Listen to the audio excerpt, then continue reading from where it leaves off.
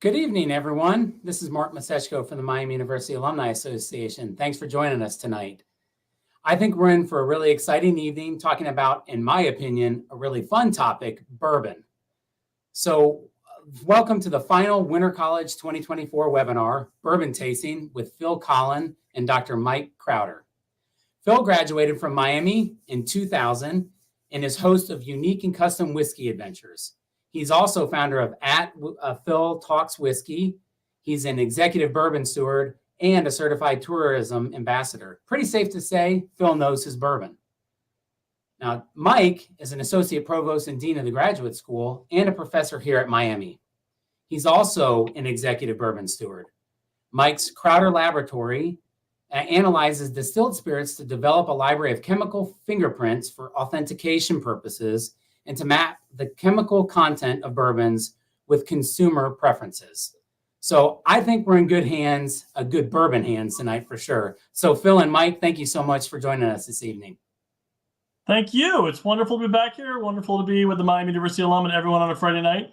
Thank you so much for joining us. The way tonight will work, you'll hear a bit from me, you'll hear a bit from Mike, and then you'll hear from both of us. And with any luck, you'll walk away a little bit wiser in the ways of whiskey and maybe even discover a new bourbon or a rye whiskey you like. Thanks for that wonderful introduction. I'm about all things bourbon. I have hosted bourbon trail tours, and I've made it my mission to go down every 4-lane road, 2-lane road, no-lane road throughout Kentucky and beyond, wherever I can find great whiskey in a distillery or wherever you have. In short, I love talking whiskey. You can find me across social media. I'm at Derby City Phil on Instagram and Twitter if you want to follow along. And I finally got around to setting up a YouTube page. So if you enjoy tonight, I posted a lot of short videos of me talking about various whiskey brands and such. And that's Phil Talks Whiskey is the name of the YouTube page. And of course, if you want, I do hostings in every venue from warehouses to tree houses to clubhouses to outhouses. So you can always book me for a private event or tasting and whatnot. So we won't keep you from drinking from too long tonight. I've learned if I do one thing of these things is to keep it rolling and get to the bourbon pretty quick. If you'd like, feel free to share your images. I've done some of these in the past, and it's always great to see what lineup you have in your own house if you're sipping along tonight. If you're not, that's okay too. If you're not choosing from any of the bottles we suggested, that's A-okay. I personally think that not only do we have some tasty bourbon whiskey and rye whiskey tonight, we have some absolutely beautiful bottles, and these three look really good paired next to each other. So I think we're really in a treat. Someone once sent me a photo of a tasting, and they had like screencasted me to the big TV in the living room. So I was on the TV. So that was kind of fun. So I've never been on the TV before. So whatever you're doing tonight, I hope you guys are going to be able to relax, enjoy, have a dram with us, and learn something new. Quick, right before we start, Phil, let me just say, I want to make sure people will know that we collected questions during registration. So and we'll try to answer those questions throughout the webinar tonight. If you have questions and you'd like to ask them during the webinar this evening, please click the Ask Question button that's below the video. And then we will get to as many of those as possible. Our webinar will last about an hour and a half or so with questions and tastings and everything. So, but before we get fully started, I know everyone wants to get the bourbon. I figured we could show a few pictures here of campus today as we prepare to celebrate our Charter Day, which is tomorrow. So this first picture here is of Marvin Moose. He is our MUSEF mascot. And Marvin was over at Armstrong Student Center. They were celebrating Charter Day, passing out cookies today. So it's really cool to see that. And this evening, we got a little bit of a snowstorm. We actually just got a text that we're in a level 1 snow emergency here. No big deal. Stoddard and Elliott, these are two of the most beautiful and oldest buildings. They are the two oldest buildings on campus. So they're beautiful, especially in the snow. This is a picture, obviously, or a couple pictures of Upham there, and then a picture from the arch looking towards Stoddard and Elliott there in the middle. And then I think we got a couple other pictures. Yes, this is the new McVeigh Data Science building.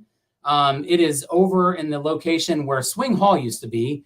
So next time you're on campus, we hope that you'll stop by and take a look at that new building. It's a beautiful facility with a lot of really cool stuff in there. So just a little bit about what's going on here at Miami. And you can see the snow, and it's actually a lot thicker now that we've gotten into the evening. Okay, so with that, I'm going to turn it over. The real reason you're here to talk with Phil and Mike and to learn all about bourbon. So Mike and Phil, have at it. Stunning photos. Campus looks great. So yeah, tacking on what he said about questions, I have some questions that I know have been asked in the past that I've gotten from Miami alumni that have been submitted leading up to the presentation that either I haven't had a chance to get to, but they're very smart, inquisitive, and intuitive questions. So we're going to try to pepper those in, and feel free to drop any questions you have in, and we'll try to answer those as we go. We always do our best to try and make these a dialogue, not just a monologue. So that'll help us make sure we're talking about what you want to hear. Before we get started with the pours, it is an alumni event, so I do have some homework for you. Oh, it's completely optional. So recently a new book came out, and I am knee deep in bourbon books. And Mike read this one too, he told me. So it gets 2 thumbs up from both of us. And it just came out in the fall. And there's a lot of books about whiskey, and they're not all worth their weight in paperback. But this one is. It's called Warehouse H. And oh my gosh, the virtual background is messing up. Let me hold it. There we go. And if you're a fan of Blanton's, the beloved and beguiled and hard to find Blanton's, this is a book all about Blanton's. Warehouse H refers to the single warehouse that ages the beloved bourbon from Buffalo Trace. And this is really great. It goes into the history of how Blanton's came to be. It talks about some of the marketing wars that actually happened with Maker's Mark in the early 80s and how the brand almost never came, the intricacies of the ownership. Really recommend Warehouse H, picking it up. And it even has a collector's guide to all the Blanton's bottles. And I figured while I'm talking about another one that was out for a while that I think is easily one of the best biographies of anyone in bourbon, even just a good idea of what it was like to be a master distiller before bourbon had the boom period, is this one's called The Big Man of Jim Beam. And it's about Booker Noe, who has a bottle named after him, Booker's, that high proof offering from Jim Beam. And he was often called the Big Man of Bourbon, and his life was certainly larger than life. And so these 2 books are absolutely excellent if you are interested in doing a little whiskey reading, which I suspect you might. Warehouse H and Big Man Jim Beam.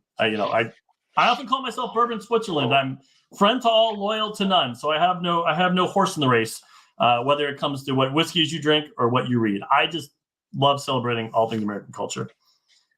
Mike, should we get to the whiskey? I think we should. I think people look like they're parched. So they do. I've been seeing out there. They're starving. So like I said, we've got 3 beautiful bottles tonight. We're going to go in a semblance in an order. We're going to end with the rye whiskey, but mostly we're going to go from low proof to high proof. So we're going to start with this beautiful bottle of Russell's Reserve 10-year. We'll talk about that. Put that off to the side. And then the Woodford Reserve Double Oak, my squat little friend here, who I'm seeing the drawbacks of the virtual background, who is same size bottle, but is a little shorter, compact. And then you're going to end with something new. I always talk about Kentucky bourbons and rye here, but we're going to take a trip up to Vermont and beyond that, Canada, with Whistle Pig. So let's start with Russell's Reserve. Hopefully you found this wherever you were. As for now, it's very ubiquitous. Runs about $35 to $42 a bottle, depending on where you are. If you paid more than $45, probably paid too much.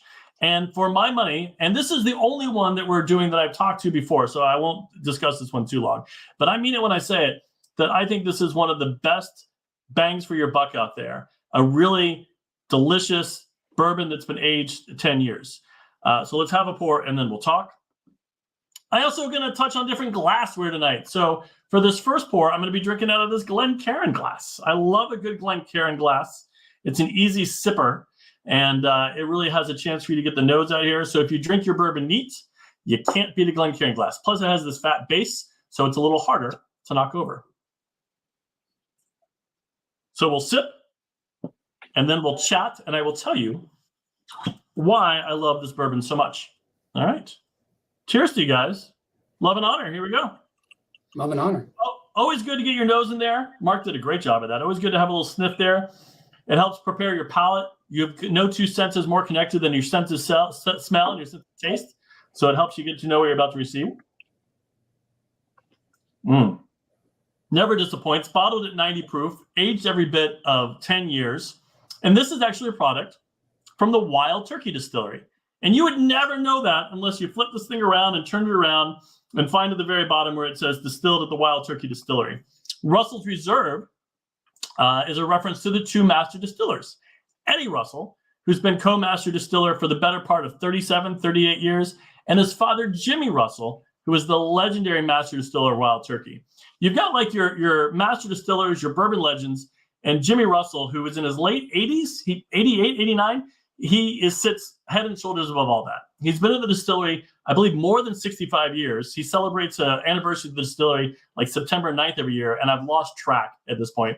He's still very much involved. You can find him many days if there's not a University of Kentucky basketball game on, in the lobby signing bottles.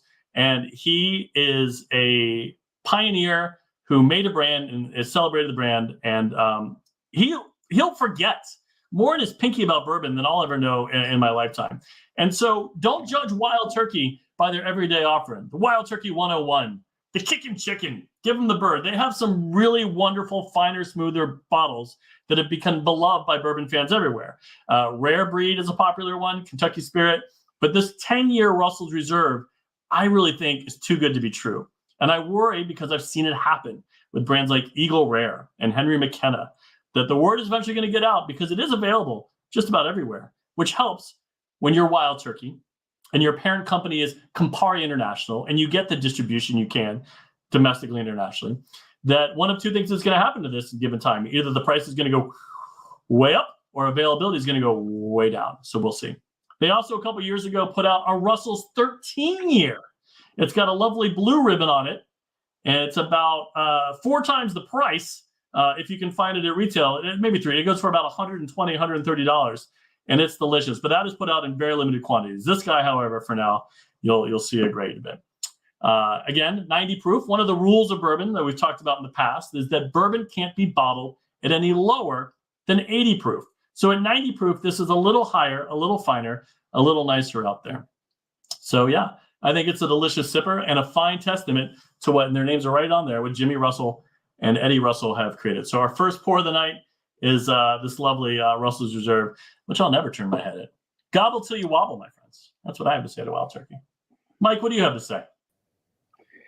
Yeah, so this is one of my favorites too, and something that I always we had a couple of questions. One of which is how would the 6-year compare to the 10-year? And I think what you're going to see with that is that the 10-year is going to have more of an oak forward taste to it, and certainly the tobacco taste I always get with this one.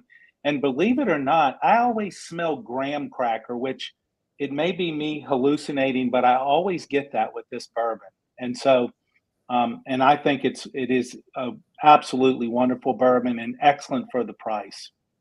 I'm glad we both agree.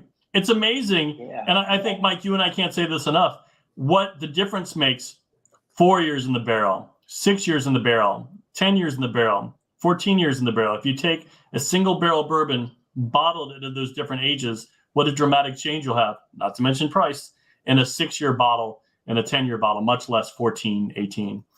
Certainly when it comes to those oak notes, those vanillas, those tannins, tobacco, leather, all those tend to really expand the longer they're in the barrel. And my take. Anyway, by the way, just so you guys know, this is just two knuckleheads' opinions. This is what we found and what we bought. Your mileage may vary. You taste what you want to taste. You like what you want to like. And don't let anyone, especially us, tell you otherwise. That's the main thing to walk away with tonight.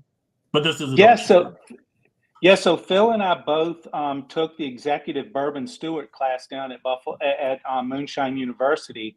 And one of the exam questions on our final exam, it was a written final exam that you had to do quite well on. And one of the questions is, what do you call a person that tells you that you did not smell X in that bourbon? And the only approved and correct answer was an asshole. Sorry for everybody for saying that, but that was the answer. I was going to say jerk, but potato. Yeah, Colin wouldn't accept jerk from me on mine. I got that question wrong. But Mark, so that's actually a great leeway. What do you smell in this bourbon? I mean, and please don't be shy. Tell us what you smelled. No, I did. The tobacco for me was heavy in this one. I thought. I mean, I really got that sense. And then when you said graham cracker, when I smelled it after you said that, I'm like, oh, yeah, I smell graham. No, that's fine. But I do. I smell that graham cracker. Yeah. A lot of times when I smell bourbons, I seem to smell cherry, and I don't know. I don't know if that's just in my head or. Nope. Dried fruits, cherry, a very common note. Yeah, I didn't really get the cherry in this one, but that tobacco one for sure, and a little bit of that oak. Yeah. So, JJ, can we get the slides to where I can show them?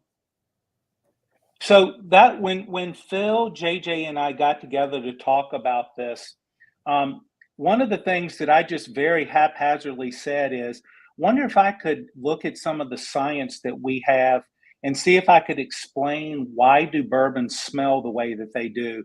And after doing about 2 weeks of research and stuff, I quickly found that I went down in a rabbit hole pretty quickly.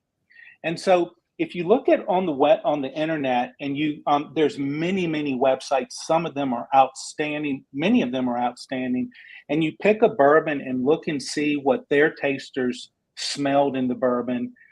You see all sorts of things like vanilla and honey and bubble gum and citrus, and as Phil said, the dried fruits and tobacco and graham cracker. And here are two examples with certainly Blanton's that Phil talked about just a minute ago.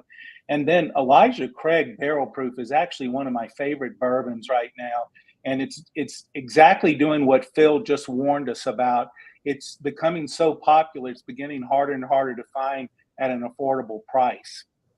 And so I wanted to quickly talk to you about some things I've been thinking about the last 2 weeks and maybe pull in some of the research that we've done about why do bourbons smell the way they do. And so this is a slide that I showed in our last session with when Phil and I talked about bourbons. And this is just a little cartoon about how bourbons are made. If you look at the top left here, we put in grains, and there's really only 4 major grains, although there can be other grains done. Corn has to be the biggest one. It has to be above 51% for bourbon. But if you're doing a rye whiskey, it needs to be at least 51% rye.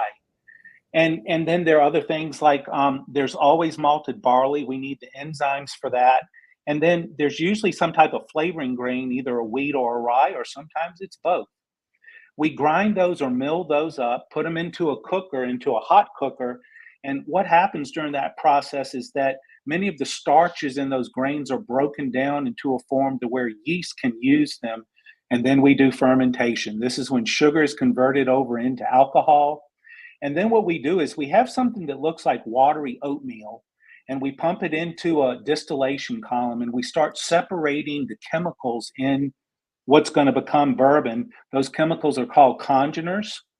And then what we do is that once we have separated them, we put them in a barrel and then bottle them after they've aged at different amounts of time. And then we've got our bourbon. And you got bourbon. And so we have bourbon. And so it turns out, though, that I went into this little endeavor thinking that probably the chemicals at the highest concentration are determining the smell that we get from the bourbon. And that's wrong. I found that out pretty quickly. If you take 100 proof bourbon, 50% of the chemicals in that bottle are ethanol. And ethanol really does not have a strong smell at all for us. And then 49% of it is water, which if it's clean water, we can't really smell. And then where all of those flavors that we smell are in that 1%, less than 1%, that isn't ethanol and water. 2 years ago, we actually analyzed bourbon with a $15 million instrument. I'm not going to tell you what the full name is, but it's an FTICR mass spec. And we determined that there are over 1,000 chemicals in bourbon. And those 1,000 chemicals make up that 1% that I just told you about. And so we said, wow, that is a little bit too big of a problem for us to handle. So we started to develop a technique over in Hughes Laboratories at Miami, where we use these instruments called NMR instruments. It's nuclear magnetic resonance. And we can actually detect and determine the concentration of 19 different congeners in bourbons. And so that's what we did. And this table here that I show you here, notice that there's a bunch of congener names in the far left column. Some of them are colored green and some of them are colored white. The ones that are colored green come from the yeast, and the ones that are colored white come from the barrel. And what I'm going to show you after we do our second tasting is that 70% of both the smell and the taste and the color come from the barrel, and 100% of the color comes from the barrel. And then if you look over just to the right of that one column, these are some of the odors and tastes that you get from these different chemicals. So the first chemical I have listed here is 3-methylbutanol, and it smells just like bananas, sort of like the little overripe bananas. And you can look down, acetic acid is vinegar. That's the name of vinegar. And you can look on down, there's glucose down there, phenylethanol. So many people say that smells like floral or honey. To me, it smells like the adhesive on Band-Aids, and it's in high concentrations in Scotch whiskeys. And then you can go down a little bit further, vanillin smells like vanilla. And then what I have over in the next column is that these are numbers that we actually determined in the bourbons. And so the highest concentration congener in bourbon after water and ethanol is this 3-methylbutanol. Well, so when I asked Mark, what did this Russell Reserve smell like to him, I didn't hear banana. Although that's the highest concentration congener in this thing after ethanol and water. And so if you look over to the far right column, I've spent the last 2 weeks looking up this term called an odor threshold. And an odor threshold is the concentration or the amount of a chemical that we can detect as a human. And so the bigger that number, the higher amount of that chemical needs to be present for us to detect it. And so you can see here for 3-methylbutanol, there's 336, and you don't need to worry about the units. But that number, if it is greater than the number that we found in the NMR, you're not going to detect that when you smell it. And so this 3-methylbutanol is the third most concentrated congener or species in bourbon, yet we can't even detect it. And so I did that with every one of these compounds. And you notice that I only colored 2 of them red. One of them is acetaldehyde, and that has, many people say it has a green apple taste or smell, but what it smells like to me is when you're carving pumpkins at Halloween time, and it's that ripe pumpkin smell is what I think acetaldehyde smells like. And you can see that the number in the odor threshold is similar to that in the concentration that we found in the bourbons themselves. And then, of course, vanillin. And vanilla smell to me in the Russell's Reserve is pretty strong. And not surprisingly, the odor threshold for humans is pretty close to the concentration we see in bourbons. And so I did one, so this kind of bugged me a little bit because none of the descriptors that Mark talked about were in that list of compounds, with the exception, vanilla is one that actually does show up in a lot of descriptions. So I went and looked up a bunch of other chemicals that are known to be in bourbon, but we don't know how much is in most bourbons. It just, the research hasn't been done. But a couple of them, like butyric acid, thank goodness we can't smell that. That is the smell of vomit. And so we don't want that in our bourbons. And I don't know what the concentration, I know there is some in bourbon, but it's not a lot. Whiskey lactone smells like coconut, but we're probably not sensing a lot of that in the bourbons. It's just not enough there. I do want you to go down to the very bottom of this, though. There's this one that I colored red, this damsacinone, and notice that the concentration in bourbon is very close to the odor threshold. And I can't quite see what it says right here because I have a block in it, but this one is one that we actually do sense when we taste bourbon. So that sweet, fruity taste, it could be that dark fruit that Phil talked about just a moment ago. And then cyclotine, it's at the very bottom. That one is identical, and that's the caramel smell and all those things that we smell with bourbon. That's probably the key player, but I have no idea what the concentration is in bourbon. And so I listed 2 other quick things just to give you an idea. The skunk smell. Notice how small that number is over on the right.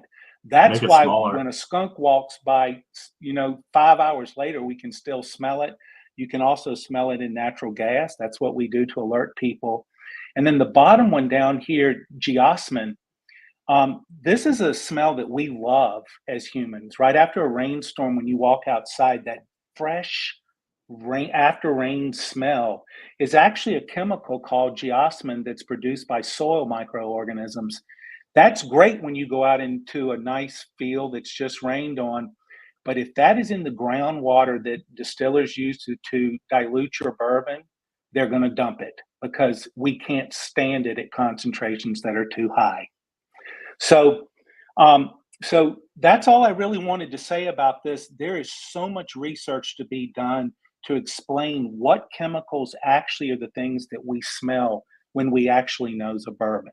So, Phil, I'm going to turn it back over to you.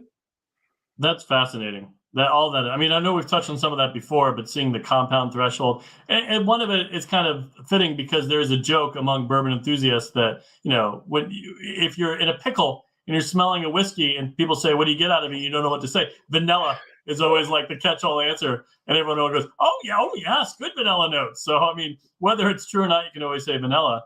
But what particularly stood out was the banana, because so often, especially products distilled by Brown-Forman, which is kind of fitting what we're getting to, people often get banana notes when they're doing a smell. And they'll always look at me quizzically like, that can't be right. There's no banana in there. And this is just the chemical compound that's masking, that's identical to the scent of the banana. So, they always think they're wrong.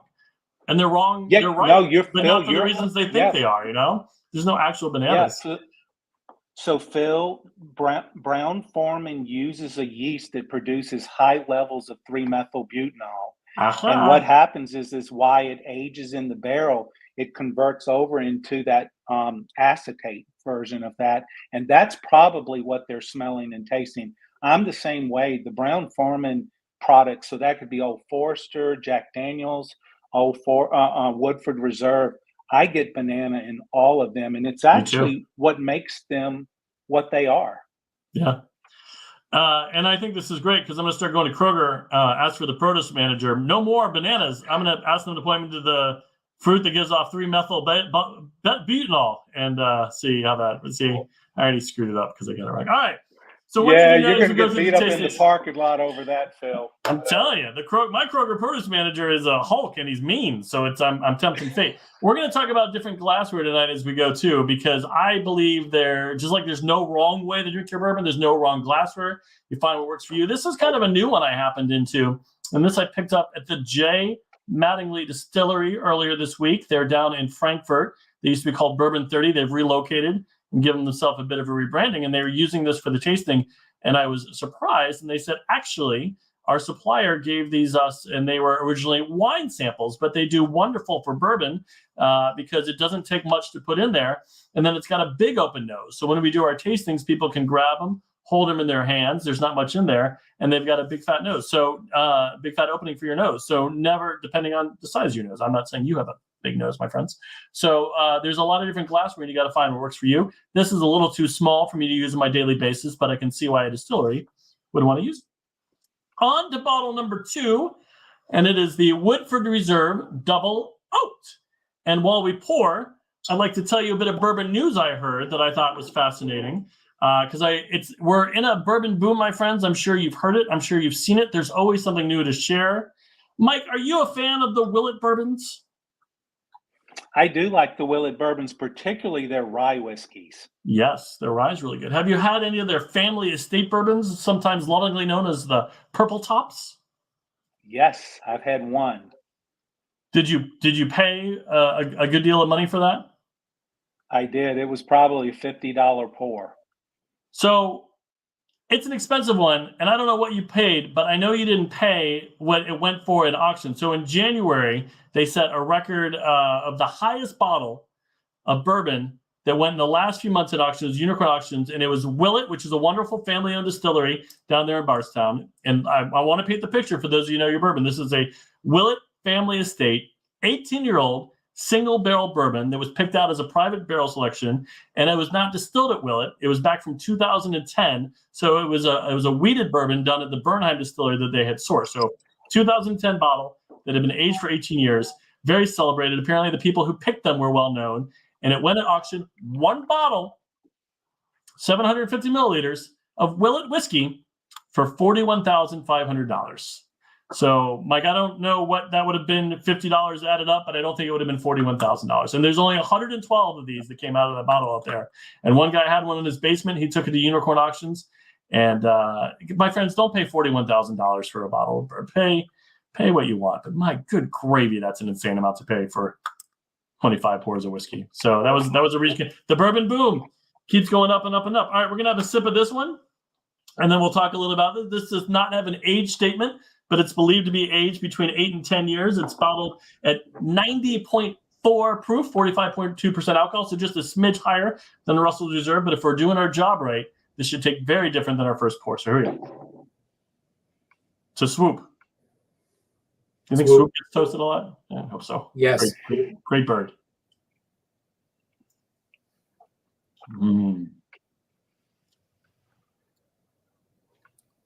I love this. It has the mix of being both bold on the tongue but smooth to finish. It's got a very nice mouthfeel, meaning you can feel it kind of on all the pieces of the palate of your tongue. You can definitely get those rye notes, but not overbearing. And what do you gentlemen think? And then we'll talk a little about this, the bottle and the history and the story behind it here. Would you pay $41,000 for this bottle? No. But it's good. It's incredibly good. Yes. So Woodford really hit pay dirt with this one. As many of you know, Woodford was a creation by Brown-Forman. They had Old Forester for years, and then around 1996 or so, Lincoln Henderson, whose name at one time was on the bottle, who was a long-time distiller for Brown-Forman, said, "The bourbon boom's coming. We need to offer a higher and finer product that, can be served on every Delta Airlines flight and PGA golf course to the end of time." So they bought an old abandoned distillery in Woodford County. They spent $10 million restoring it, and Woodford Reserve was born. The everyday Woodford Reserve expression is often known as Distiller Select. And then the real innovation came when they released the Double Oaked. And this is a product where its smoothness and its kind of robustness comes from the time it spends aging in a second, brand new, never used charred oak barrel. It's actually charred through a different process. But the important thing is people had done that before as a secondary finish, but they'd never built a brand around it. Why? It's expensive for one. Instead of using one barrel for the first time, you're using two, and neither of those can be used again for the process of bourbon. Second of all, they decided to do something innovative that double-aged bourbons or bourbons with a secondary finish hadn't been done before, and that's they aged it for 7 months. So it's remarkable that this was first aged for 6 to 8 or 9 years and then put in that new barrel that was actually toasted and cooked in a slightly different manner on the inside, the charring, and for 7 months, and it added this flavor. The best part about it was the prices creeped up a little bit over time, but when they introduced it, it was only about $10 more than its little brother, everyday Woodford Reserve Distiller Select. So by adding the secondary finish, you're taking the same product. If you take the tour, they'll be the first ones to tell you every drop that's in here is the same thing that starts out in a bottle of everyday Woodford Reserve, with the exception of that time it spends, 7 months, in a brand new charred oak barrel. So they're able to take a familiar product, put a slight twist on it at the time, only charge about $10 more, and have a completely different offering that really turned heads. Bourbon is very much a monkey see, monkey do industry. So now almost every major distiller that has an extended product line has a double oaked expression out there. Jim Beam has a double oaked. It goes on. And they are now mimicking the process they have it. And it's almost become a little bit of cannibalism because their sister brand, Old Forester, now they have a double oak bourbon. It's from their Whiskey Row series. It's called Old Forester 1910 rather. I'm sorry. It gets confusing because when Old Forester launched their Whiskey Row series, every year commemorates a milestone in the brand's history. 1870, 1897, 1910, 1920, and now 1924. So the numbers get jumbled. Phil's head a little bit, not Phil's fault. A lot of numbers. The 1910 celebrates when they had a warehouse fire and they had to double barrel their bourbon. So now Old Forester 1910 uses a similar process to this, also doing the double barreling. It's fantastic how you can point to a few brands over the last 15 years, another one being Angel's Envy, releasing a product exclusively and only finished in port wine bottles, how that kind of revolutionizes. And you have a lot of people doing monkey see, monkey do. And we'll see that a little bit when we get to piggyback rye also. Woodford Reserve, another thing you should know is that the man behind it, not on par with Jimmy Russell, but a few steps down. His name is Chris Morris. He's also in the Kentucky Bourbon Hall of Fame. He led the ship as the master distiller for a long time. He's moving, if he hasn't finished moving, into a master distiller emeritus role where he's taking a back seat. And they've got new faces and names at both Old Forester and Woodford Reserve who run in the ship. Elizabeth McCoy is the new master distiller there, and that was a really big deal when they turned the reins over, because at a heritage institution like this, they don't change the face of the brand in that way too many times. Now, don't get me wrong, by face of the brand, I mean the person who's going to represent them, the person who will be at their high-end dinners, the person who will make media appearances, the person you'll see on Saturday, May 4th at the Kentucky Derby about 2 hours before national television, telling you how to make the perfect mint julep with title sponsor, Woodford Reserve. But Chris Morris is out, a younger face is in, and this is happening in their other brands too. Old Forester has a master taster named Melissa Rift, and they actually just last week appointed a new assistant master distiller named Caleb Trigo. I think I'm pronouncing that right. So the younger generation in ways is stepping in for some of these other master distillers who've been in the role 20, 25, 30. I think Chris Morris has been there every bit of 32 years. I think it's been him and Lincoln Henderson have been the two people who ran that ship. So cheers to the Woodford Double Oaked. Also, people always ask, what should I get for a party that won't disappoint? Depending on where you live, for $45 to $58, this will always be a welcome gift. I promise you this. So that's what I have to say about Woodford Reserve Double Oaked. Oh, one more note too, because people think this is silly, and it is, which makes it even more fun to talk about. They have a collection that they put out, limited releases, and they've been doing this for 7 or 8 years. And they're in smaller bottles, half the size of this, 375 milliliters. And they have almost a lab or medicinal label on the front. And they put out different releases sporadically. And one that they now put every year in late January, February, that has become ridiculously popular, wait for it, is Woodford Reserve Double Oaked. So it's not Woodford Reserve, it's not Double Oaked, it's Double Oaked. And I used to joke with people that they use somewhere between 4 and 8 barrels for that one. No, that's not the case. They just have a different process for the second barrel. It's in there, I think, longer. It's charted at a higher level, but it is half the size. It's nearly twice the cost. I believe it sells for about $80 at the distillery. And they finally came up with a lottery system. But when they sold it at the distillery last year, the line to get a bottle was out the door and down the road about a mile down the pike to the old abandoned art center down the road where people were parking in. So when they do these limited releases like the Double Oaked, even though they seem silly or something that you wouldn't want to spend $80 on, people go crazy and they can't wait to get them. This is the bourbon era we live in. Mike, what do you have to say about Double Oaked? Well, so it was interesting, Phil, when you were talking about, you're absolutely right with the with the Old Forester and all the different dates. And you actually talked about the two that are my favorite, the 1910 and the 1920. The 1920 is the Prohibition series. But a lot of the people on my Facebook talk about the 1915. Yeah. A little bit from column A, a little bit from column B. Yeah. So I have a bottle in my house that's it's rare. It's an Old Forester 2019, but it turns out it's just a bottle I bought 5 years ago and forgot about. So that's what makes that special.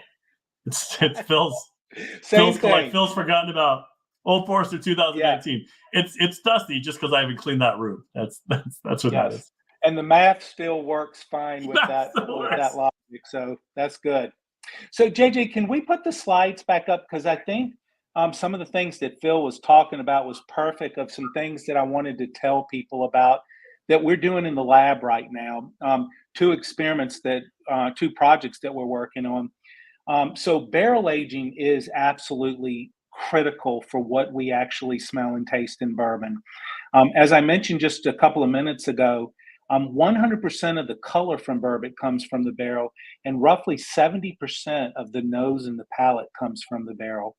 And so while this bourbon sits in the barrel, and for some bourbons, it can be anywhere from 2 years to up to 23 years or even more, depending on the bourbon. A lot of things are happening. So one thing that happens in these barrels, and so they're almost always put in these rick houses that will hold 30, 40, 50, 60,000 barrels at a time, 53 gallons apiece. Each one of these barrels weigh 500 pounds. And these rick houses are not air conditioned, and most of them are not heated either. And so there are wild temperature fluctuations in the summer. At the top of those rick houses, it could be 140, 150 degrees. And then in the winter, it is much, much colder. And so while these barrels are sitting in the rick houses, I think we could argue that there's four things that happen. One thing is that during the summer, that liquid, so the distillate that goes in, that's clear, it's colorless when it goes in, it starts to expand and it actually moves into the wood that's the barrel. And then during the winter months, when it gets cold, it contracts and that liquid moves back into the barrel itself. And when it does that, it pulls chemicals out of the wood. Now, it would not pull very many chemicals out if we did not char those barrels before.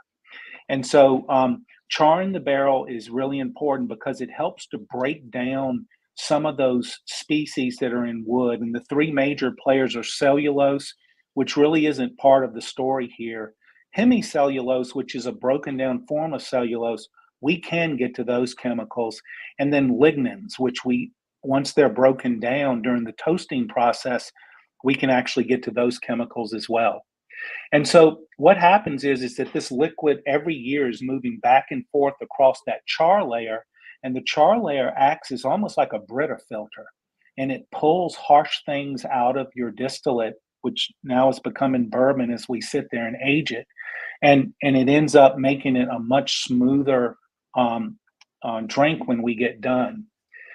And I will tell you that there's a lot of emphasis right now in the bourbon and whiskey market to try to speed up the process.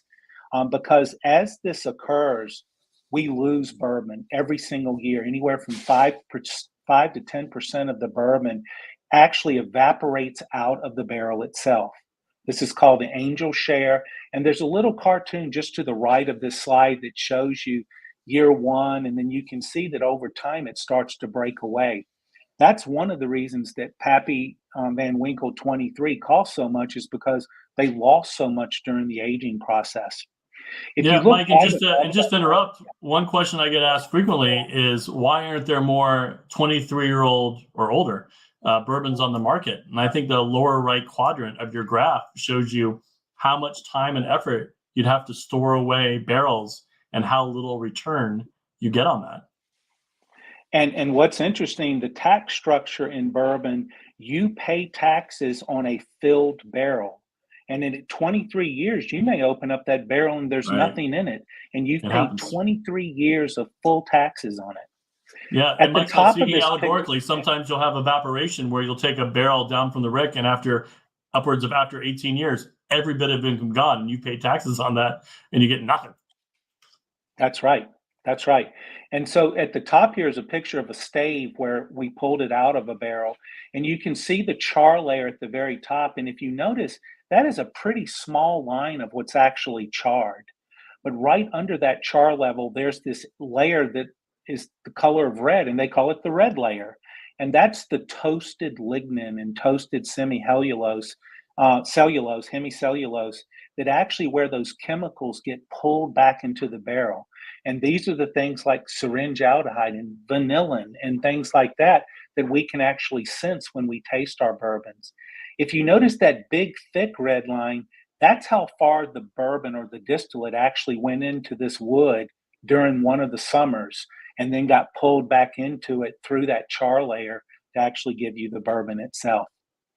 The last thing I wanted to tell you, last things I wanted to tell you about this slide is that if you go on many of the Bourbon Trail tours, just about every one of the tour guides tell you that bourbon always goes up in proof as it ages. And they say it's because water is smaller than ethanol. Well, that's false. It depends on the relative humidity in that rick house, whether the proof is going to go up or down. Some barrels, you can only barrel them no more than 125 proof, come out at 135 proof, and some of those same barrels in a different part of the rick house might come out at 115 proof. So it has to do with the relative humidity in the rick house. The last thing that's really important is I was talking a little bit about rapid aging. And so many companies now are actually selling what they call as bourbons, where they took a distillate, put some wood chips over in it, some of these toasted charred wood chips in it, and increased the pressure in that tank and then released it. And they say that's 1 year of the wood of the distillate going to the wood and coming out. Boo those companies. Yeah, well, they can get the color right, but the bourbon doesn't taste right. And the reason is because while it's sitting in this barrel, every time any ethanol or water leaves, oxygen comes in. And oxygen starts reacting with the chemicals in the barrel to make these wonderful esters, like the one I told you about, the isoamyl acetate that's the banana taste. If you do not give it time, these are slow reactions. If you don't give it time, you don't make them. And so, with all of that said, and that was probably way too much, I wanted to show you a quick thing. So, JJ, can you show this in a slide form rather than a presentation form rather than the slide form? Okay, that might not be able to be done, but an experiment that we're doing in the lab right now is that we are going to buy a 1-gallon charred barrel, and then we're going to put freshly made distillate into that barrel. So that's what this over here on the right is our little picture of a 1-gallon barrel. And what we're going to do is take that barrel and put it into a oven in our lab that's at 125 degrees Fahrenheit, and we're going to let it set a week. And then what we're going to do is we're going to pull it out, take a sample out, and then put it into our freezer at 4 degrees. Let it set for a week, take a sample out, and do this over and over for 10 different weeks. And what we're going to do is we're going to go in and measure the chemicals, the congeners that are in that distillate over time. And so under the picture here of these little vials, there's actually, we did a test experiment, and we can actually see chemicals from the barrel growing in even over 10 weeks. We can also see the presence of oxygen formed products forming over the 10 weeks as well. And this little cartoon right here shows you the one on the far left, that vial is what our distillate looked like the day it went into the barrel. Right beside it is 1 week, 2 weeks is beside that, 3 weeks, 4 weeks, 5 weeks, 6 weeks, and the one all the way over on the right is 10 weeks. And so you can see that the color starts to form really, really quickly in these 1-gallon barrels. I will tell you, though, it does not form this quickly in a 53-gallon barrel because Right, yeah. you essentially need a year for a week that we're doing with these 1-gallon barrels. Because of the surface areas, right? Mike, doesn't that have a lot to do with it? Absolutely. Liquid to surface area. Absolutely right, Phil. And luckily, some engineers did the calculation because I dreaded doing that calculation myself. And then I wanted to tell you about another project that I think we might have mentioned last time, but we're farther along with it. And this is one I think it's going to be really practical for bourbon lovers. I don't know how many of you have ever gone into a liquor store saying, boy, I want to find, since Phil brought this one up, some Blantons in here. And every time I go, there's never any in there. I'm so sorry. Well, I'm sorry. Well, we have collected data on over 300 different barrels. And we're working with some statisticians right now where we're making an iPhone app. Maybe we can figure out how to do the other phones as well. But basically what will happen is you type in Blanton's and we will tell you what is chemically most similar to Blanton's. Now, of course, we're going to ask for a charge to get our app, but this is something that we're working on. And I think we should probably have this ready by the end of the year. We're going to feed in some other things like by website reviews of the bourbons, because we have found that chemically speaking, and what I just talked about in the last segment, the concentration of chemicals don't always tell you what the taste and the smell is going to be of your bourbon. So we're going to have to use other layers to actually have to do that. So they're the two new projects in the lab, Phil. Fascinating. You guys are like the mad scientist of bourbon. It's always something really interesting. The science shows again and again that rapid aging of whiskey gives you a dull, flat, non-developed product. Yet new distilleries keep announcing it, and they act like they've discovered sliced bread, and they're going to change the industry. My friend Freddie Johnson, who's also a Bourbon Hall of Famer down at Buffalo Trace, always likes to say when it comes to the aging, mostly when people ask him why Buffalo Trace products aren't more available, he says there's no shortcuts to Mother Nature, and you can't cheat Father Time. He always says that when it comes to bourbon. There's no shortcuts to Mother Nature. You can't cheat Father Time. And it's just unreal. Let me ask you a question, Mike. So as you and I know, and maybe some people out here don't know, when we talk about the rules of bourbon, the proofing and the mash bill and all that stuff, there is no actual rule in the books by how long a bourbon must be aged in order to call it bourbon. There's no legal requirement on time in the barrel to do that. So my question for you is, what would you enjoy? What does your palate have would be the youngest amount of time a whiskey could spend time in a barrel that you would enjoy, that you would purchase, that you would say, yes, I'll try some of that. Yeah, and Phil, I'll give my answer too. I'll give my take on that as well. Yeah, you're absolutely right, Phil. That the rules of making bourbon just says that it needs to touch a new charred oak barrel. It doesn't even say white oak. It doesn't say American white oak. Now, to get that name straight bourbon, it does need to have at least 2 years or 4. If it's less than 4 years, you have to say how long it was in the barrel. For me, the sweet spot, I don't like them too oaky. And so the sweet spot for me is somewhere in the 6 to 8 year range for me. Anything higher than that, unless the blender was really good, turns into oak bombs for me. And I don't enjoy them. My mouth gets all dry. It's like a dry, like Cabernet or something. And I don't enjoy them as much. What about you? I am open to just about everything. I think when you get above 12 years and it takes a skilled hand to make sure, like what you said, it doesn't feel like I'm munching into a giant charter oak tree at the edge of the property. But as far as young goes, I've tried a lot, and if it's about 3 years. I really, Jim Beam has bottled it 4 years. Your higher end bourbon start at 6 and 7. Jim Beam, not just Jim Beam, Evan Williams, a lot of those kind of bar sippers. But if it's less than 3 years, it's just not ready for prime time. I can taste those high acetates, and it just tastes like green whiskey. And the 3 year almost comes with a caveat. It takes someone who really knows what they're doing for a whiskey to be ready for me at 36 months. But I keep wanting to try, because they put it out there sometimes, or people let you try it. 11 months.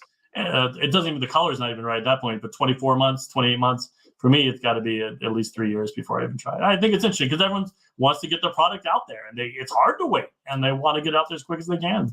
And so I've tried some young whiskey, and it needs the time. Have you always noticed too with the fast aged bourbons, they always put different type of oaks in it too, to try to pull some different flavors out, like French it's like they're oak just and throwing stuff at the wall and hoping something will stick. Yeah. Once again, we're Bourbon Switzerland with no allegiance to anyone except the truth and your questions. So I got a couple questions here I wanted to answer before we dive in to our third and final pour of the night. And somebody had asked, how much does proof matter when comparing something that's 90 proof to 100 proof?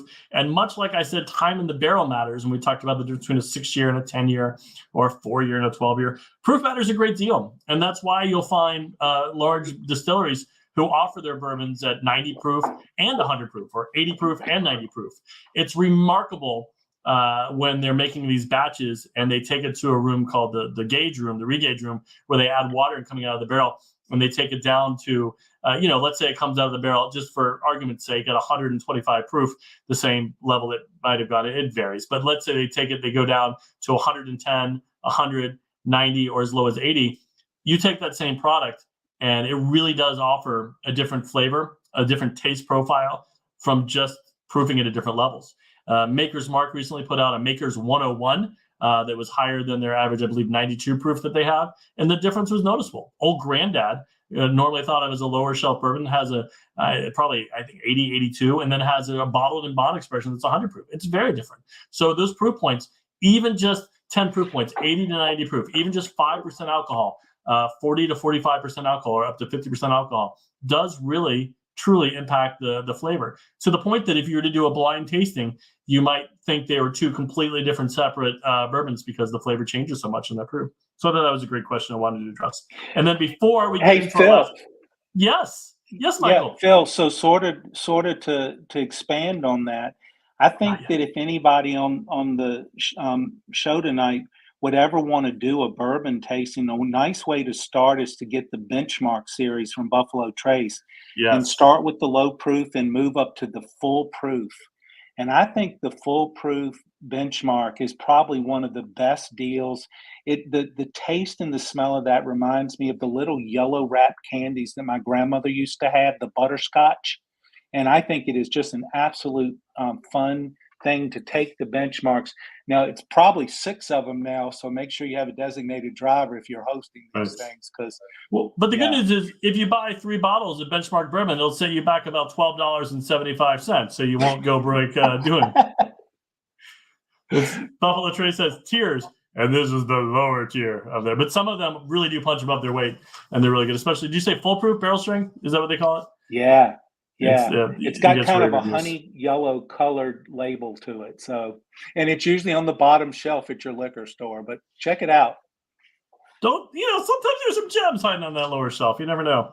Another question I got, which will take us to our last pour of the evening, is it common for distillers to both use rye and wheat together as the flavor grains? And where that question came from is the mash bill, the combination of grains and components you put together to make bourbon whiskey is simple. You have a corn mash bill. In order to be called bourbon, it has to be at least 51% corn. It's usually closer to 60 or 65. And then you have your flavor grain, which creates two different types of whiskey, rye grain or wheat. Rye are your traditional bourbon notes, everything from Elijah Craig to Old Forester and everything in between. And wheat is your softer, fluffier, kind of feels sweeter in the natural way. Maker's Mark, Larceny, Old Fitzgerald, Weller, Pappy Van Winkle. Wow. And then you have malted barley, yeast, and water. That's it. Those are your ingredients that make bourbon. So the question was, usually have either rye or wheat? And the question was, do sometimes distillers use both rye and wheat together as a flavoring grain? And the answer is yeah. They do. From time to time, it's called a 4-grain whiskey because you're using the malted barley, rye, wheat, and corn. And it's more experimental. I could only think of one that's kind of a standard offering that's a 4-grain bourbon. And it's usually an extension of a line. So they'll have maybe a wheated bourbon. They'll say this is our 4-grain. And it's a big swing. I think it's hard to do. And in my personal experience, I find it's usually a miss or it's just okay. Those flavors don't come together as well as they would think. It almost has sour notes. It almost tastes more sometimes like the malt takes over, like it tastes like a scotch.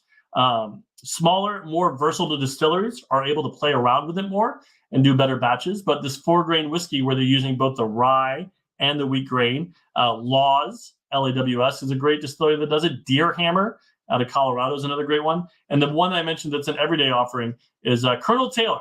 Another Buffalo Trace product. You can find a Colonel Taylor. They have a limited 4-grain whiskey that hits shelves every now and then. But I thought that was an excellent question from our esteemed and intelligent Miami University alumni. Mike, shall we move on to our last pour of the evening? I think that's a great idea. The last glass I'm using is the one I prefer the most. This is how I drink my bourbon at home, and it is a rocks glass. It is a very traditional, standard whiskey serving drink. And the reason I use a rocks glass, don't worry, I wash my hands, is that I like to have some ice in my glass. I like my whiskey usually with one giant cube of ice. Why? Because I like my drink chilled. I usually don't like drinking my whiskey at room temperature. And as the ice melts, it slowly changes the flavor as you get some water in there. But I do not drink my whiskey so slowly that all the ice melts. Our last pour this evening is a rye whiskey. We've had bourbon whiskeys, but this is a rye whiskey from the Whistle Pig Distillery in Vermont. This is a new offering, and it's going to be their flagship along with their bourbon, their first everyday offering, and it's called Piggyback. They are fans of the pun. Their big bottle they put out every year is called Boss Hog Whistle Pig, and this is their Piggyback. So let's have a pour, and then we'll talk about it. And prepare the side of your tongue and your tip of your tongue because this is going to taste very different, my friends, than what we've had already tonight. And then we'll talk a little about rye whiskey.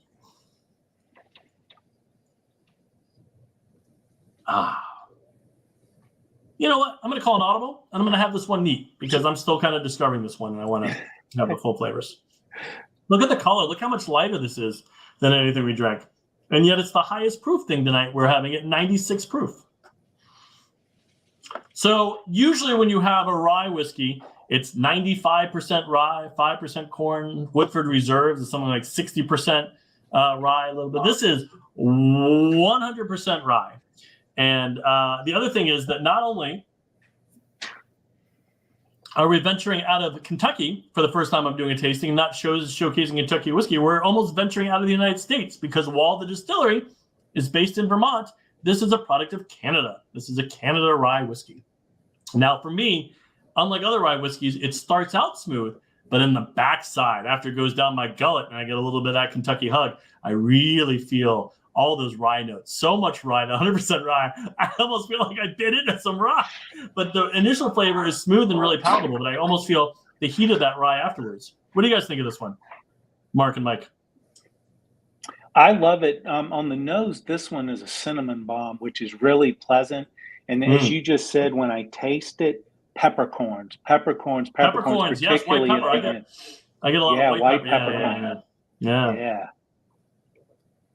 Well, Mark, I what about you, my couldn't. friend? What do you think, Mark?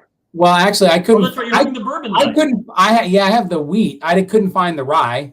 So there we go with our bourbon problem. But Yeah. I still, even with the wheat, I smell the cinnamon on the front end of this one too.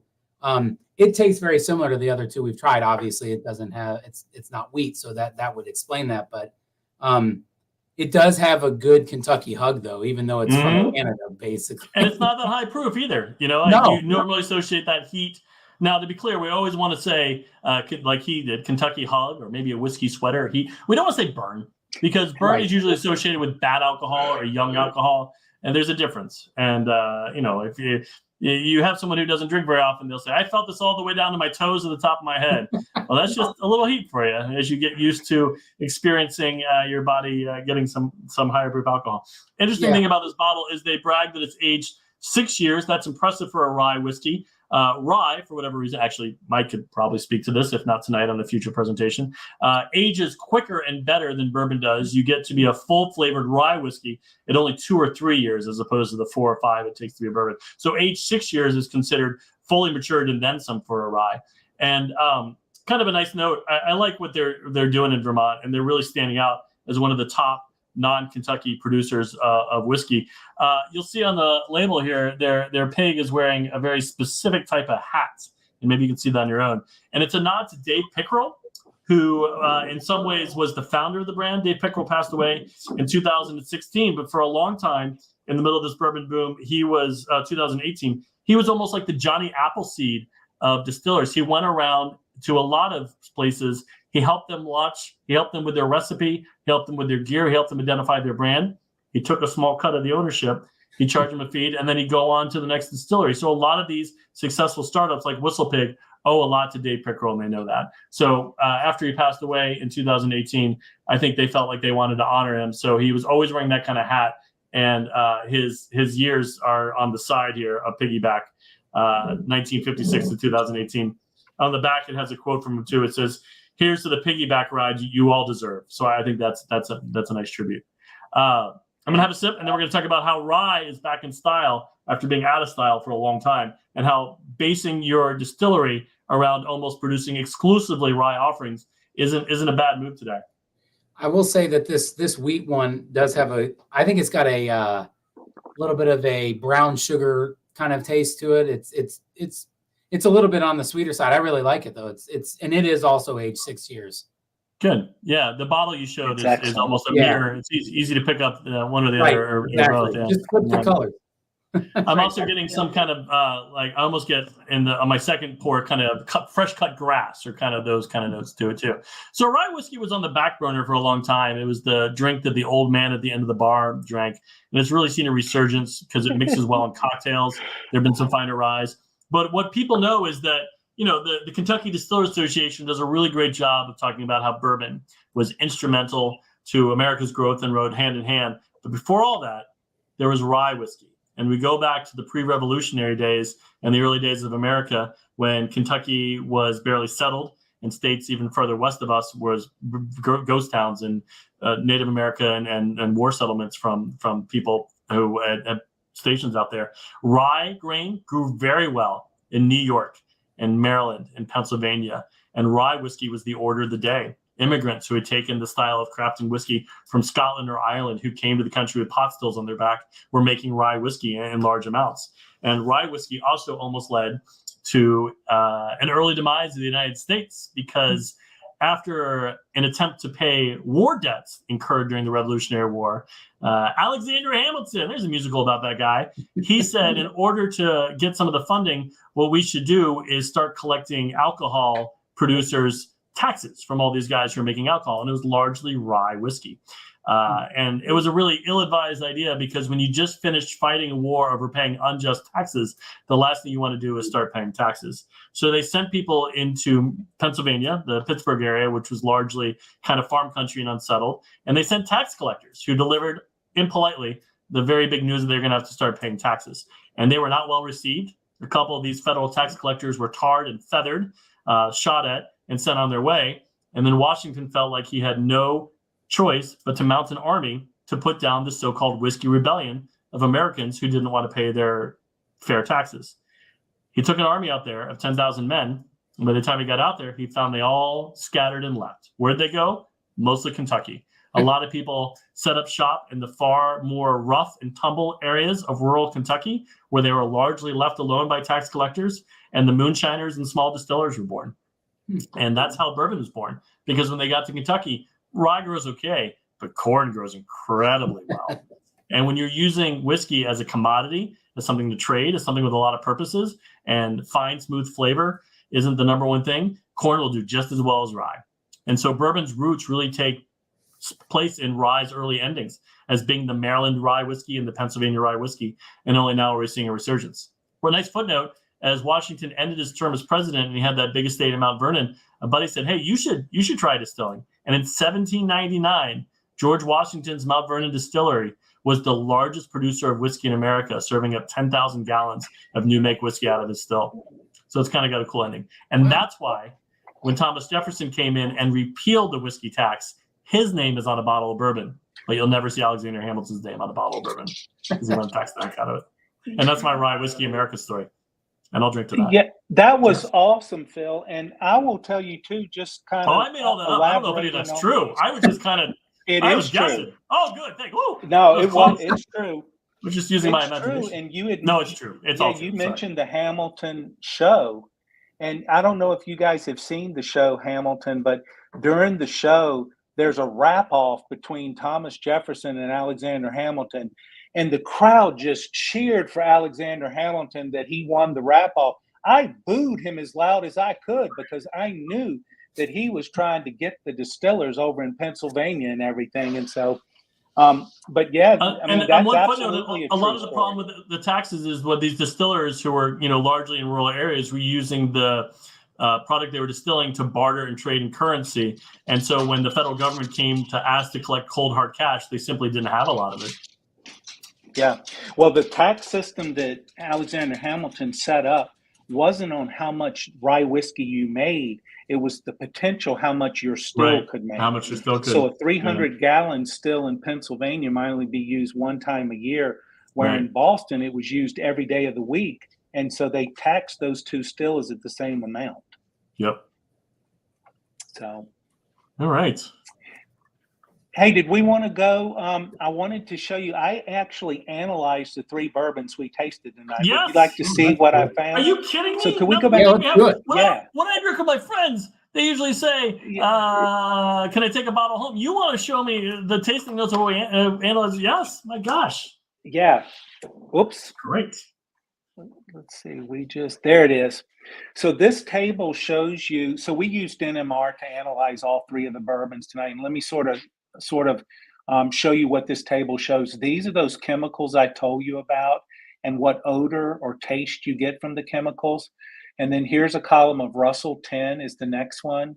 Then the Woodford Reserve Double Oak, then the Whistle Pig, the Piggyback.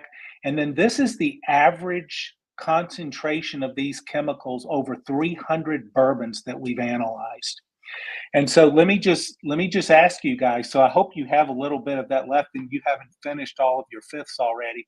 But if you were to pull out the Woodford Reserve Double Oak, that has more of the 3-methylbutanol in it. So do you smell more banana in that one than you do over the other 2? Definitely, indubitably, without a doubt. Yep. Okay, well you should, and that's what the chemistry tells us. I wanted to go down and look at, so I don't know if we want to smell for musty or malty. That doesn't sound like that's very appetizing. But if you'll go down and look at maybe the furfural, that's almost down at the bottom. And furfural gives the taste of toasted or the smell of toasted almonds or caramel. And not surprising, since it's been in 2 at least toasted barrels, the Woodford Reserve should have more of that in it than the other 2. Do you guys taste that or smell that? Yep. I don't know if I would have gotten it without you saying it, but definitely. Okay, so the funniest one I just wanted to draw your this will be the last one. The funniest one I wanted to draw your attention to, about midway in the table, there's a chemical called formic acid. Do you guys see that one? It's right Yes. under glucose. Yes. So Crushed formic ants. acids, yeah. So if you know those little ants that come in the spring, and if you crush that smell that you get, that's formic acid that the ants actually produce as a way to distract like predators away from them. And believe it or not, Woodford Reserve comes in as the high mark with the formic acid levels. So do you smell any crushed ants in your Woodford Reserve? I, I do not, but don't go just on me. You know, Mike, I've been doing this a while, and I've had a lot of smelling notes and tasting notes. Crushed ants is a new one. Well, like, so I was acid, paying you back. Yeah, I was paying you back because I had never heard of a whiskey sweater before either. So we're even now. It's for people who don't want the Kentucky hug, who feel like they need a little social distance. They can wear a whiskey sweater. Well, awesome. Is there more? I don't want to interrupt if you've got more. No, that's all. That's all for the slides. We can answer questions or more stories. As your app continues, I'd love to know which is the most common which shares the most chemical compound and the other factors with the three we had as we get down the road, like what would be a good substitute, and then taste them myself and see how I feel. It's all about preference. I have a treat. I can't recommend these enough. They're mini. Anyone can do bourbon chocolates. These are mini stroopwafels. And I encourage everyone to mix up their bourbon pairings with chocolate-covered cherries, with candied nuts. Bourbon ball chocolates are great, but have some fun. And this is the stroopwafel, that Dutch treat that's got a little caramel in the middle and thin baked, and it goes so great with bourbon. And I wanted to end tonight with the sweetest treat since getting a kiss under the upper march, because we just had Valentine's Day, a stroopwafel. And then I wanted to see if anyone had any questions. Again, while we're getting some questions, feel free to reach out to Mike and I anytime we want. You can find me on the Twitter and the Instagram at Derby City Phil. You can always email me if you have a question about bourbon that can't wait at 2 o'clock in the morning. Phil at philtalkswhiskey.com. I truly love talking whiskey, and I'd always love to hear what you tasted and you enjoyed either tonight or any other time. But now we're going to find out what questions you guys have. Yeah. So there's a couple questions here. So first one. If you're mixing drinks like a highball, does it matter which bourbon you use? And if it does, what's a good bourbon to use for mixing? Yeah, it matters a lot. So I'll give my 2 cents and then Mike will chime in. It really pretends in the cocktail, and it's a lot of trial and error. But don't waste your time or dollar on a high proof bourbon. Because if you go out there and you get something that's upwards of 100 proof, 105, 110, 115 proof, that's going to come in so heavy that for most balanced cocktails, it's really going to overpower and overflavor it, and you'll be tasting more of that bourbon than almost anything else, especially for something that's nuanced or a craft cocktail. That being said, 2 everyday bourbons that go well in most cocktails in different ways are Buffalo Trace and Maker's Mark. For the price you pay, they're very versatile, and they do well in cocktails, but it does matter. Stay away from the really high proof, expensive stuff because it's just not worth it, and it could do more harm than good. Mike, what do you think? Yeah, so Buffalo Trace is actually my favorite because it's probably, to me, the bourbon that can handle ice better than any other bourbon I've ever had. And Phil talked a little bit about ice and what it does, and I think it does that great with Buffalo Trace. For the cocktails that have a lot of sugar in them, I have always liked going to the rye whiskey, sort of like the one we tasted tonight. A bullet rye is a fantastic one to use. It's relatively inexpensive, and I suspect that Phil has at least one bottle of that on his shelf right now. I do. There's rumors that when Diageo was creating bullet rye, they were trying to make something that would be incredibly friendly for the bartenders to use when making cocktails. So an argument can be made that bullet rye was almost chosen or crafted because of its ability to be used to make in cocktails. Yeah. So I should mention. So one thing that you could try is to maybe get a bullet bourbon and a bullet rye and make your same cocktail and see which one you prefer, because the way that you like it is the best way to do it. Yeah. Great question came over here from Brett. He asked, what do distillers do with used barrels? Reuse, recycle, sell, destroy? They make giant pyramids in their front yards of the distilleries and let children climb over them. So when you tour a distillery, again, remember, Bourbon Switzerland, almost every distillery will paint a sob story about how the rules of bourbon, in order to give you the perfect flavor, they have to go through thousands of brand new charred oak barrels that they buy from the cooperage, and they can only use one time. And they pay anywhere, depending on how many they buy and their arrangement with the cooperage, between like $90, $95, $100, $500, $10, $120 a barrel rather. Apologies. What they won't tell you is that when they're done with the barrel, they usually get most of that money back through a bourbon barrel brokerage. And a lot of the barrels are purchased and used for Scotch and Irish whiskey. They want to be aged in lovely, well-built oak barrels as well, but they don't need the charring in the same way because they need them more to store. They don't need the barrels to be part of the aging process. They want, because they'll age them longer in different climates. So most of the barrels go on to a second life, aging Scotch whiskey and Irish whiskey. But beyond that, today, we see everything from breweries like Goose Island, who uses them, Tabasco ages their products in bourbon barrels. You see tequilas, you see bourbon barrel furniture. So most bourbon barrels go on after they leave distillery to be bought and served another purpose. Great question. And also wine, Phil, also many of the wines now, particularly the bold red wines, will go into a used bourbon barrel to help bring some of that out. It also ends up with the wine that's much more alcohol, high in ABV than it would be without it. Right. Any of my friends that are on this, and I'm going to alienate people saying this, but I say it at every one of my tastings, and I'm going to say it tonight since this question came. They, I believe they use bourbon barrels for Scotch, that hoping some of that barrel will leach over into the Scotch and change the taste of the Scotch. So I'm not a Scotch lover, so I admit it. Those are fighting words. Yeah, I'm sure could dial an angry Scotsman who would say he wants no part of our Kentucky bourbon. Right. The phones are lighting up right now, Phil. Yeah, go ahead, caller.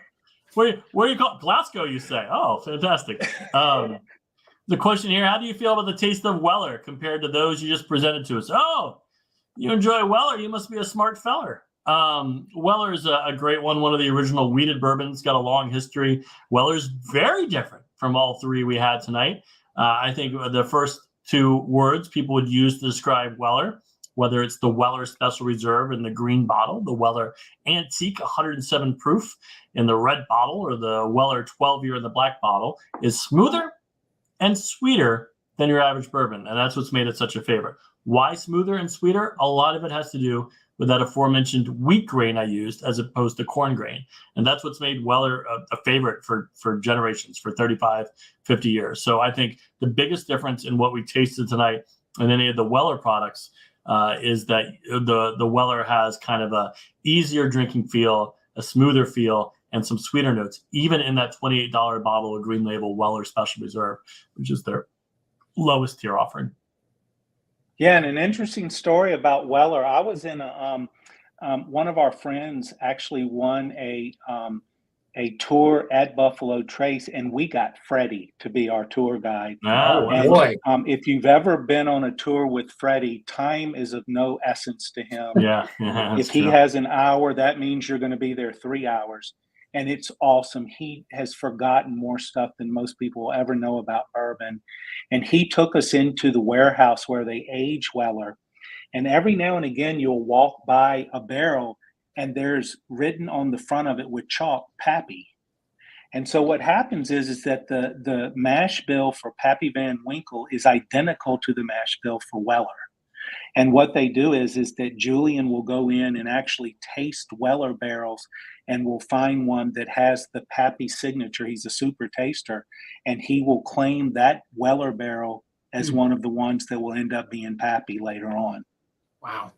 And that's one of the reasons Weller 12 has become so difficult to find, because people know the connection that if it wasn't good enough to be Pappy, it's Weller 12. And then kind of versions of the truth that get twisted out there. And there's some people who erroneously, this is wrong, think that Pappy 12 is just Weller with a different label, which is incorrect. As Mike pointed out, the quality selection by Julian Van Winkle is what makes it Weller. But they do share a similar origin. So that's why Weller 12 has become hard to find because of the Pappy craze. Mark, we got any others? Yeah, I got one here. This is interesting. It was one I kind of further up here. You've talked about various notes like grapes with wine. Can these come from where the corn is grown? My Kentucky uncle grew corn and tobacco. I wonder if he made bourbon, if it would have a tobacco note. That is a very intricate and detailed question. We'd almost need a distiller to answer it, but my gut says no. And here's why. The quality of the corn is very important. You don't want it too wet. You don't want it to, or have too much moisture content in it. You don't want it to run. But beyond that, because it's ground up, because it's distilled, all these things, I don't think where the corn is grown or those circumstances matter so much as the fact that it's just that number 2 dent corn. And the reason I think that is because there's a distillery. One of the reasons I think that for a few reasons, but there's a distillery in Shelbyville, Kentucky called Jep the Creed. And they are very excited because they make their bourbon exclusively with bloody butcher corn, which is that red corn you see often in harvest decorations. It takes this name because it makes kind of a mess when you're cutting it up sometimes, almost like you're in a butcher shop. And they make their whiskey using that corn. Can I tell the difference in the quality of the corn they're using compared to other things? Not really. It doesn't change the color of the bourbon. It kind of grounds up and it ferments and cooks very similar. Maybe a slight difference, but this is a whole different type of corn that they're using at a higher expense. And it's safe to say, regardless of my opinion, the jury's out if that is proven to be a superior or inferior corn. So I don't think that growing corn where tobacco was, or growing corn in the northern corner of Indiana as opposed to the southeast corner of Kentucky, because of what happens to the corn in the process, really makes that much of a difference. But you might get other takes. You might get a distiller who weighs in differently. There's a chemist I know who's on this session who might have a different opinion. Well, so corn, I agree with you. I mean, there will be slight differences. And I think that, I think I mentioned last time that if you wanted to go in and get into a barroom brawl, go in and call Jack Daniel's bourbon and people would get upset. I think the same thing would happen if you had a collection of distillers. And if you walked in and said this word terroir, it's a French word meaning of the earth. And many of the distillers thinks that it's not really true. I don't know so much in the grains whether terroir is very important, but I do have evidence that the wood that the barrels are made out of is very important of where it's grown. And I think I mentioned this in our last time that I've been working with Buffalo Trace for the last year and a half or so. And we've been analyzing this big project that's taken almost 25 years called the Single Oak Project. And what they did is that this project was basically looking at whether trees in different areas, and they harvested them all from the Ozarks, but some of them were at the top of the hill, some were at the bottom. They would make the barrel out of the top of the tree versus the bottom, whether it's facing north or south.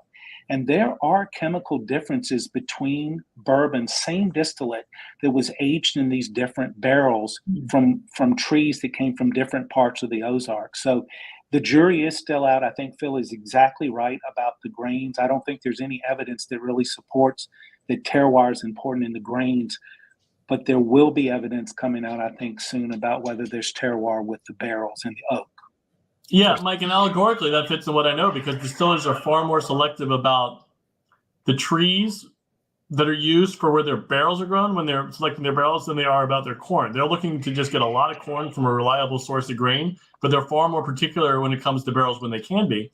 How old is the tree? What section cut of the trees is the barrel? Where was the tree grown? They seem to care a whole lot more about that than they do about the corn and the rye. How close the rings are together. How close the rings are together, and they should be, because again, 70% of the flavor and the smell of bourbon comes from the wood, and that's what they should be worrying about. I'd like to say I think the MVPs this evening are the two gentlemen behind me who haven't moved a single bit and have been very attentive with their whiskey pours at the bar. I'm at. It's well done. I think question about the corn. Does it matter? It doesn't matter where the corn is grown, though, right? It doesn't have to be Kentucky corn or. No, it usually isn't, because we can't grow enough corn for all the bourbon needs. So I'd say it comes from Kentucky, Indiana, and Ohio predominantly. When you get further than that, it becomes a challenge of the cost of shipping it in those giant trucks. We actually get our choice of that number 2 dent corn because distillers pay more than the alternative, which is often feed corn that's used to feed cattle. So we get some higher caliber corn because we're willing to pay a little bit more. It doesn't have to be Kentucky. The only way it'd have to be Kentucky is that if you're a bourbon brand and you want to have the label Kentucky Proud on it, and if you do that, every ingredient in your product, whether it's ice cream, bourbon, or a rocking chair, has to have been made in Kentucky. So you want the farm to table distillers, farm to bottle distillers. Sorry, what was that, Mike? So I'm gonna admit to you one of my secret, I love it. probably embarrassing things is that It's I like love After this Hours show with called Professor Crowder. Yeah. This show on the Discovery Channel called Moonshiners. Oh, and I think it is hilarious. And there's one of the distillers that actually, for the last 3 years, has been trying to reproduce bourbons and whiskeys from different eras. And so he tried to make the Washington rye whiskey that Phil talked about. One whiskey that he did make that he said was very interesting was he used Jimmy Red corn from Charleston, South Carolina, and he made a mash out of that. And apparently this corn was used back in pre-revolutionary times to make corn whiskey in South Carolina. And his comment was it tasted very barnyardish. So maybe some grains do things, and maybe you shouldn't be making bourbon or whiskey out of Jimmy Red corn. Yeah. Yep. You know, it is the modern era. Just because people had wooden teeth and bad plumbing didn't mean we need to go back to that either.